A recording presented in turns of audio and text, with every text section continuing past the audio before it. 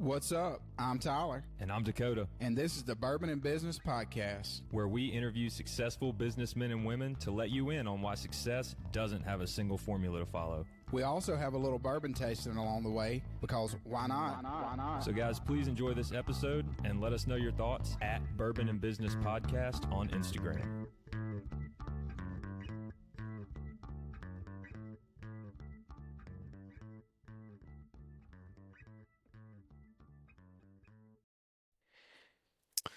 Coming to you from the Bourbon and Business Studio here in Edit Media in Memphis, Tennessee. I'm Tyler. And I'm Dakota. And this is the Bourbon and Business Podcast. How you doing this morning, Dakota? I feel amazing, Tyler. How are you? I'm doing phenomenal. I mean, you can't beat talking about business and sipping a little bourbon. So, nope, you can't beat it. Well, you want to introduce our guest to us this morning? I do. Today we have special guest, Michael Murphy, founder of Murphy Custom Homes. Michael, welcome. Thank you. Thank you for having me. Absolutely. Glad to have you. And then what are we sipping on? We are sipping on Woodenville Potstill Bourbon. Well, I can definitely tell that this was distilled in a pot. Can you? Yeah. You know what kind of pot? I had no clue. Don't either. So I would imagine it's copper. I'm glad you asked me that. But anyways, good bourbon, not my favorite of all time. Okay. But I think you'll like it. It's got a good burn to it. Mm-hmm. I'm gonna have to give it a 7.8. Okay.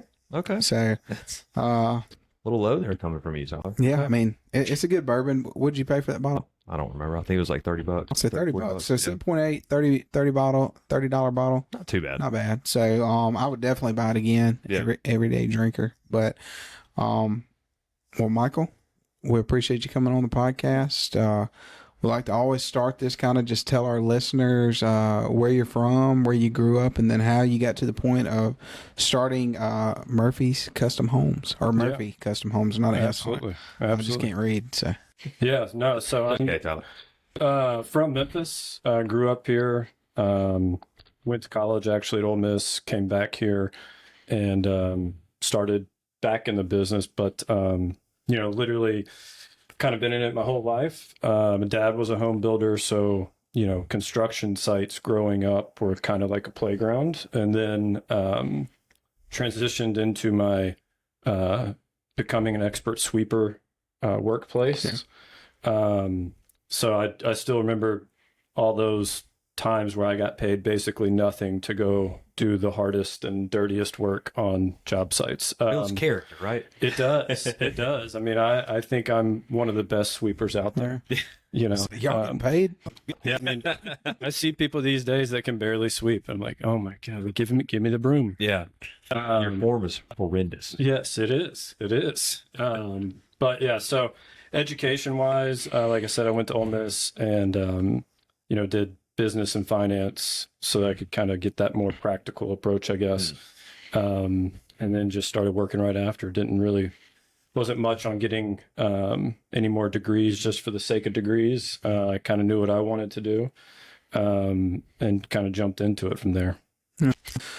Well, tell us a little bit about, so we know the real estate market's kind of like a roller coaster. What is it like as far as being a builder in the real estate market?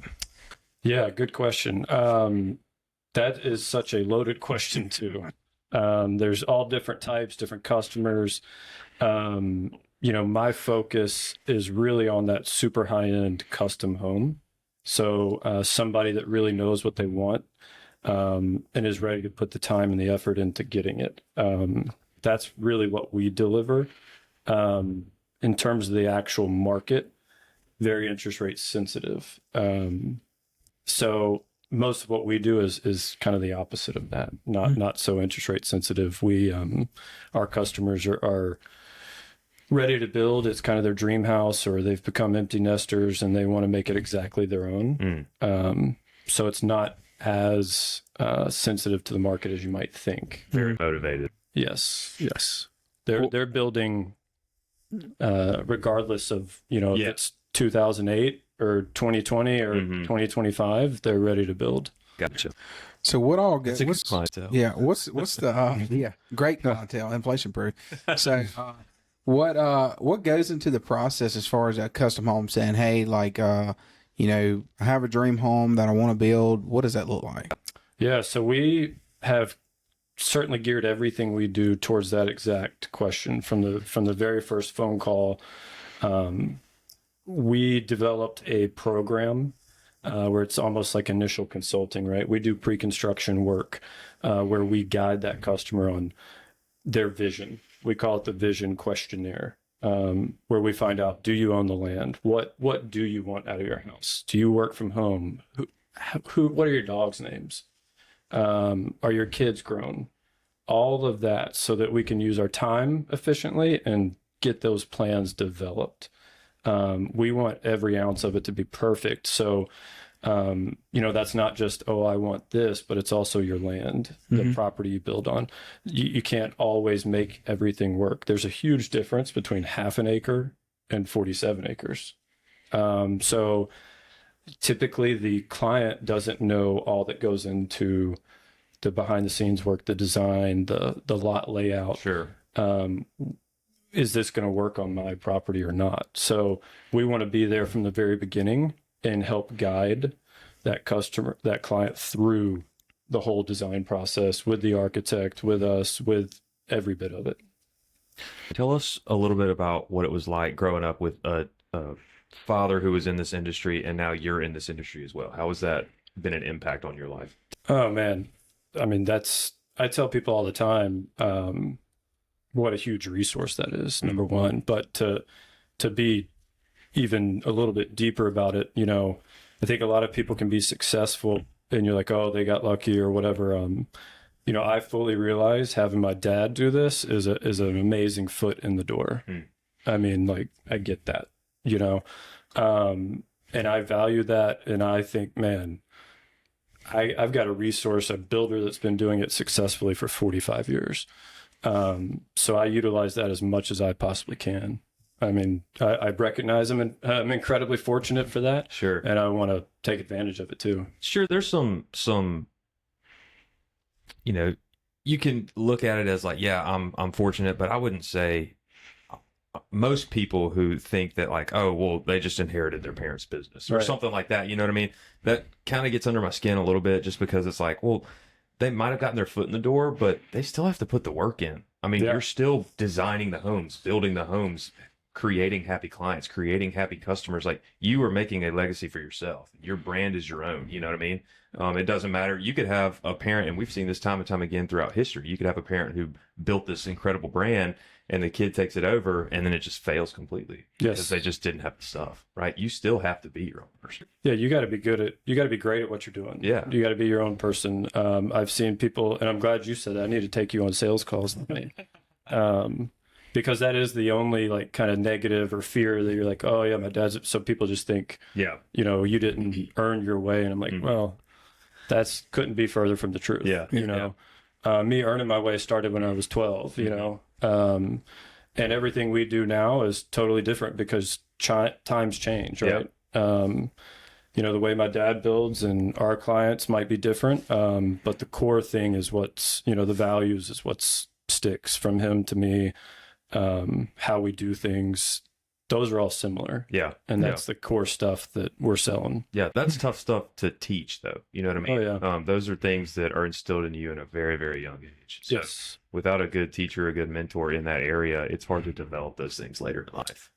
And I didn't think I'd get too deep in this one so early, but as I was thinking about this, you kind of hit the nail on the head there. One of the things that we sell in terms of our Murphy Custom Homes kind of vision and brand is we care more. And I couldn't mean that more. When I was growing up, when I got graduated from sweeping, my dad would take me through homes, show me X, Y, and Z, what was right, what was wrong. And always say something along the lines of what's right. We're going to always do what's right. Always. We're going to do it as if it's our own house. And I see a lot of people take shortcuts. Or, maybe the customer won't see that. It's like, that doesn't matter. I think it's easy to take shortcuts in the housing market, is it not? Just substitute a material or something? Absolutely. Or I can look at something and see 10 things that are wrong. But y'all are only going to see like 2. That's a gift and a curse, I guess. It is, but we're going to fix all 10 Yeah. and make all 10 right because I'm going to do that house as if I'm living in that house. Yeah. And I can't stand seeing people do it the other way. Yeah. That's the way to do business. Well, tell our listeners a little bit about what is it like running the company on a day-to-day basis. Obviously you have the product that you're putting out, but on the business side, what is it like running and leading a company? Yeah, I mean, I think it's incredibly exciting, but also it's a constant challenge, right? I think it takes a competitive person to do that, and I'm whether we're throwing ping pong balls or running a business, I want to win. So, from the owning the company and running the business, I'm constantly trying to improve. There's strengths and weaknesses, of course, but I mean, I'm just constantly trying to get better. Yeah. It's exciting. I mean, I feel incredibly fortunate because I did have a foot in the door, and then I also really enjoy it. Yeah. I think sometimes people have their foot in the door and they just do it. But I'm really lucky because I think I found my way and enjoy getting to do what I do. And that's awesome, man. I'm glad you found that. I'm glad you're doing what you do. I can tell you're passionate about it. Tell us a little bit about when you bring that client's vision to life, and when here's the final product, here's the finished house, and you just see them like, oh my gosh, it's everything I ever dreamed of. What is that experience like? What does that do for you? It's incredibly rewarding. I mean, another thing that people don't understand or people have a harder time with is the timeline. A custom home done the right way with all the details people want takes time. So I tell people all the time, hey, outside of your marriage, like I'm going to be your closest relationship for the next 18, 24 months maybe. And then even more after that. So, I mean, it goes from the design stage to the actual construction to you've moved in. Yeah. So it is a relationship where we want it to work well both directions. We're not just going to say okay to anybody, because that's not what we want. This is a very intensive relationship. Yeah. So when you finally get to that finish line, it's awesome to know that you did everything you could as perfectly as you could, and you turn it over to them and they're thrilled, so. Well, tell our listeners a little bit about, because we get a lot of questions from them, you're speaking on as far as having that close relationship with that client, and how do you handle the hard conversations? Because I imagine in something as tedious as building it, a forever home or dream home, there's hard conversations that come up. How are you able to have those conversations and to kind of get through them and get them to the finish line? Yeah, no, that's awesome. This is helping me. No, we've only known each other a few minutes, but you can tell I've got a very direct and monotone voice here, not made for radio or podcast. So my good news and bad news sounds just about the same. So I've embraced that.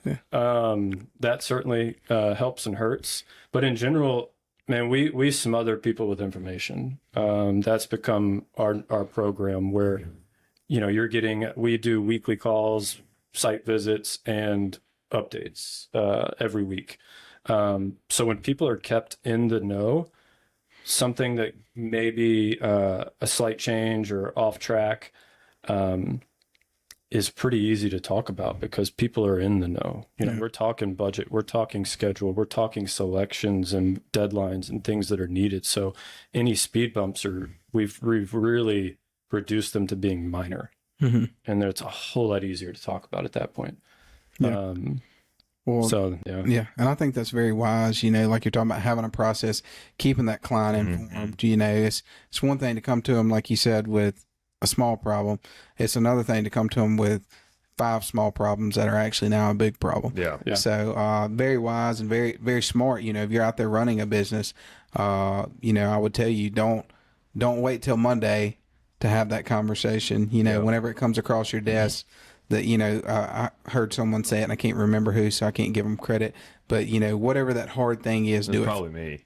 Probably not. Yeah. But whatever that hard thing is, do it first. Don't put it off. And I think we as humans, a lot of times, because we don't want to. We don't want conversation. Make someone sad or upset. We try to push those down the road further. Yeah, but waiting is only going to either make the issue worse or just prolong it. I mean, you're just kicking the can out there. You still have to do it. You know, like the issue is still there. You know, It's absolutely still there. And in the building a house specifically, you know, you're talking about people's dream home, their money, they put their life savings into it, their time, and their marriage typically. Yeah. You know, so you're literally hitting on. It's not like, oh, you didn't get your favorite pair of shoes on time. Yeah. I mean, it's like you're hitting on every sensitive topic possible. So we want to limit that as much as possible because, man, I hear all the stories from other people or past experiences, and it's like, I do not want that. Yeah. Being proactive is definitely the best way. Yeah, I mean, things are hard enough. Let's keep it simple. So that's a good motto. Well, how are you able to lead a team of people and kind of, you know, the vision that you have, cast that vision to them, and also, you know, the process that you have for doing things, able to push that process down as well? Yeah, so few things. One is we want to put ourselves in their shoes, right? What would they expect? What would they want? And then we want to go deliver that. We want to set expectations early so that everybody understands what the program is, what the process is. Setting expectations early gives you a clear path, you know. And in terms of the team, you know, it's really the same, you know, it's a core thing, right? Like there are no questions about how we're to do things. We're going to do them the right way. And that's the only way. When you do it the right way, you don't have to worry about anything else. You know, it's not, did something happen or did so-and-so say this? No, it's straight up. I know exactly what everybody did and how we're doing it. Maybe it wasn't received well by somebody, but I know what we did. Correct. So, Well, that's got to be a good feeling in the back of your head too, to know that you can trust your team that way, to just say like, no, we're doing the right thing. yeah, I can trust my team with every single ounce of everything they do. And that to me is Got to give you incredible. peace as a business owner. Yeah, absolute peace. Yeah. I mean, somebody could come up and say something about that, but I promise you they didn't say that. Yeah. You know, they didn't do that. They didn't say that. Yeah. So it's kind of great to know that. That's awesome. Well, let's talk just real quick about like something that I've always wondered too from somebody who designs custom homes, because, you know, I used to watch MTV Cribs back in the day, and I saw some really cool stuff, you know, in these celebrity houses. So from custom homes, what's one of your personal favorites or a couple of your personal favorite features that you've done? Man, it's really all over the place. These custom homes just keep getting more and more custom. Yeah. I mean, we've got the crafts room enthusiasts that, I mean, MTV Cribs were the type Wow. crafts room. Yeah. So that was like this months long, like 7 trades wide focus Yeah. on a 15 by 15 room. But outside of that, you know, the last few homes have both had car lifts and Interesting. elevators. Wow. Okay. Next one coming up has an elevator and a sauna. Very nice. With a 3rd story closet. So it's really just, I mean, each house comes up with something new. Yeah. And I mean, I know more about car lifts now than I ever thought possible, you know? Like, Yeah. I had no idea I could, if you told me 4 or 5 years ago that I would have put this many car lifts in, I'd be like, nah, there's no way. I don't do car lifts. But Do now. I do now. You know. Well, as far as going about, you know, say a client comes to you and they want to build a dream home, but they don't really know what that looks like. How do y'all walk them through the process of figuring out what they actually want, or how to put their ideas on paper? Yeah. So the very first thing we do is we get with them on a 10 questions effectively that really eliminate about an hour's worth of back and forth. Like I was saying earlier, what's your dog name? What's your cat name? Where are the kids? Do you work from home? Do you own the land? All of those things that get us honed in so much more quickly.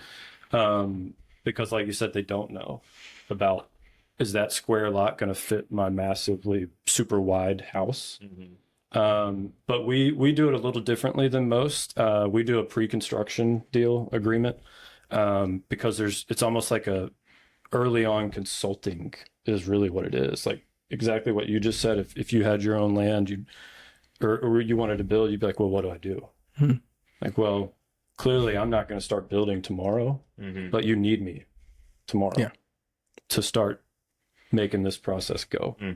So that's what we do, is a pre-construction agreement that's just totally different from what most in our market do. And it allows us to really fully get into your project, not wondering, oh, are they going to move to Alaska? Yeah. Or because then you're working for free. And that's not a good business model. So we want to be fully focused on it, and give you everything we got. So if you've got an architect set up or not, we then start that process, kind of giving you the architect options, see which one's a good fit for you. And then we want to be involved with that part of it too. Architects and clients are both wonderful, but they don't speak the same language. So like, that's my opportunity to be like that third party kind of, unbiased. Yeah. I can tell the architect, the homeowner does not want that $100,000 feature that you just drew in. Yeah.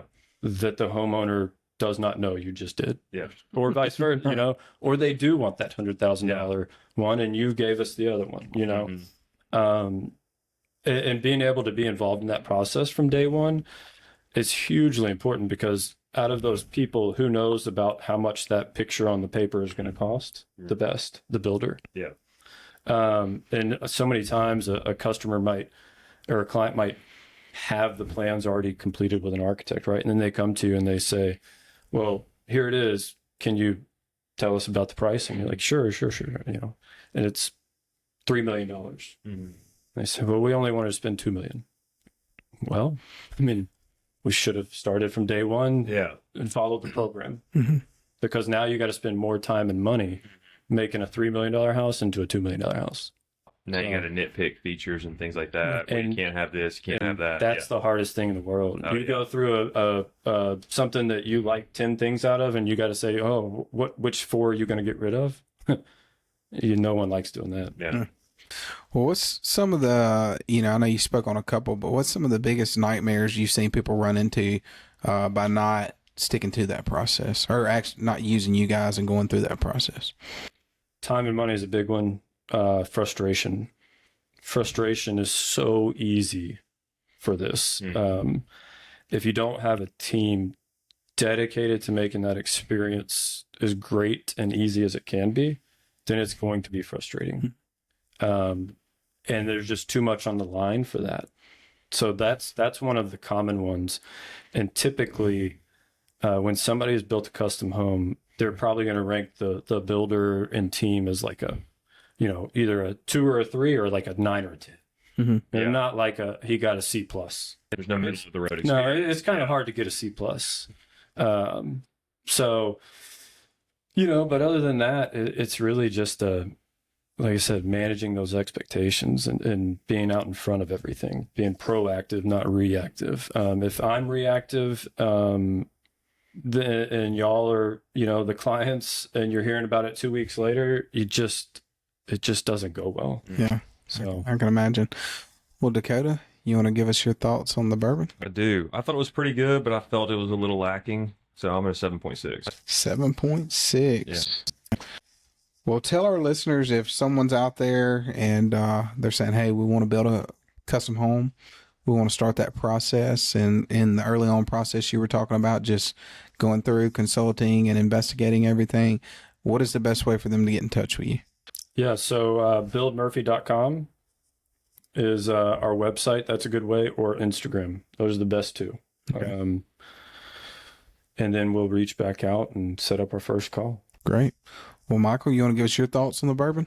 Yeah, I'll give you a little bit better than each y'all. I'm going to go with a C plus 7.9. Okay. 7. Okay. Yeah. Good deal. Yeah. Well, nice. Well, we will land at a 7.7. How does that sound?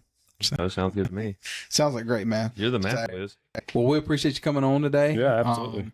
To our listeners, however you stream this podcast, if you would give us a rating and follow us on social media, and we will see you next week. Hope you guys enjoyed this episode. If you have any feedback or would like to be featured, reach out to us at bourbonandbusinesspodcast@gmail.com. Or find us on Instagram at Bourbon and Business Podcast. Thanks again for listening.